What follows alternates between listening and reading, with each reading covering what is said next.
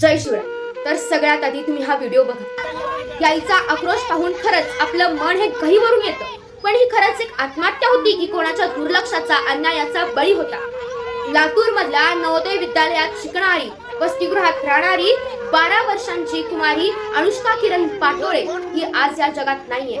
प्रशासनाकडून प्रथम दर्शनी तिच्या मृत्यूचं कारण आत्महत्या हे व्यक्त करण्यात आलं होतं, पण अनुष्काच्या मृत्यूने आज अनेक प्रश्न उपस्थित केले आहेत।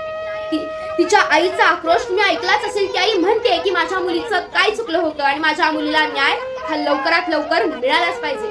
आणि आज प्रश्न फक्त अनुष्काचा नाहीये, तर नवोदय विद्यालयासारख्या शाळांमध्ये शिकणाऱ्या वसतिगृहात राहणाऱ्या सर्व मुलामुलींचा हा प्रश्न आहे। आणि म्हणूनच या प्रकरणाची चौकशी ही पारदर्शकपणेच व्हायला पाहिजे आणि सत्य लवकरात लवकर समोर हे आलंच पाहिजे आणि प्रत्येकाने आवाज या विरुद्ध आवाज उठवलाच पाहिजे। कारण आतापर्यंत आपण शांत बसलो होतो म्हणून आज पुन्हा असं काहीतरी प्रकरण घडलं, पण आता आपल्याला शांत बसून नाही चालणार।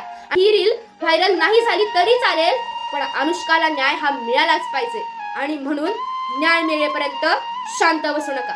धन्यवाद। जय जिजाऊ, जय शिवराय, जय शंभूराजे।